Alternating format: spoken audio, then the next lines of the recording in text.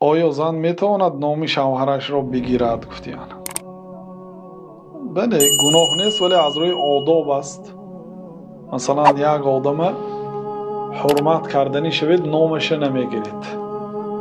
مثلا هیچ کس پیامبر صلی الله علیه و سلم ای محمد نمیگفت از شخصیت هایی که ایشان را دوست می داشت. حتی الله تعالی وقتی که خطاب میکرد یا ایها الرسول بلغ ما انزل الیک من ربک، ای پیغمبر، ای رسول ما، یا ایها النبی، ای پیغمبر، گفته خطاب میکرد.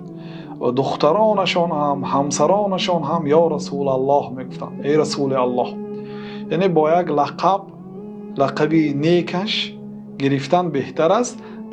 در صورتی مثلا لقبی نیک نداشتنش پدری فلانی، در جایهای ما هم همین عادت بود به نام فرزنداشون خطاب میکرده. نه، یک نوع بی‌آدابی هست.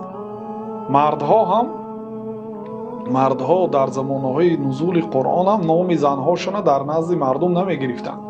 وقتی که زنشون خطاب میکردن نام زنشون نمیگرفتن، همچون رشک، همچون غیرت نام فرزندشون میگرفتن، یا مثلا مادری فلانی میگفتن، یا اگر درباره زنش در نزد مردم اگر سخن کند آیلم یا مادری فلانی گفته گپ میزد، نامش نمیگرفتن. بنابراین الله تعالی هم وقتی که مشرک ها گفتن که فرشته ها دختران الله تعالی هست، گفتن الله تعالی پاک است از فرزند. بعد الله تعالی وقتی که یا نصرانی ها مریم همسر الله هست، گفتن الله پاک است از همسر و از فرزند. الله تعالی در 33 جای قرآن نام مریم را گرفت. در قرآن نام یگان زن ذکر نشده است. بله، آیدی بعضی زنها اشاره ها میرد. مثلا الله تعالی میگه که زنی فرعون، زنی لوط، همسری لوط، همسری نوح گفته گپ زد، یا همسری فرعون گفت و امرأة فرعون، همسری فرعون گفت، لیکن نامشون نگرفت. حضرت عایشه دربارشون در سوره نور آیت ها نازل شدگی هست، لیکن الله تعالی نام حضرت عایشه را در قرآن نگرفت. یگانه زنی که نامش را گرفت 33 مراتب در 30 آیت این حضرت مریم است. برای چی؟ برای اینکه این قرآن به زبان عربی نازل شد، به اسلوب عرب ها در نزد مردم نام زنی خود را نمی گرفتند.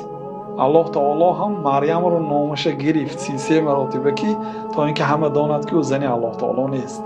اگر زن الله تعالی میشد الله پاک است از این نامش نمی گرفت، چون که این قرآن به زبان عربی به اسلوب عرب نازل کرد و 33 مراتب نام مریم را گرفت. برای چی؟ برای اینکه داند که این بنده الله تعالی هست. چون که عرب ها نام کنیزه های خود را، یعنی نام بنده دخترهای خود را در نزد مردم بیگان ایبا، بیگان شرم و حیا می گرفتن. ای فلانی گفته نامش می گرفتن، لیکن نام زنی خود را نمی گرفتن.